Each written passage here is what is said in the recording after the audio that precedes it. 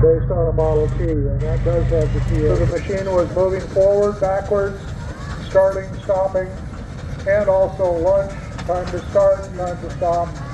It was a way of communicating with the rest of the crew. Weston Mack is the operator, I believe. No, that museum owns it. Nobody's quite sure what it is.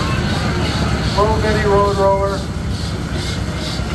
They got him some headphones for today because it was so loud yesterday. Weston is one of our real heroes. He's our other announcer today. Two-wheel front end. You'll see him with a single wheel. Just had a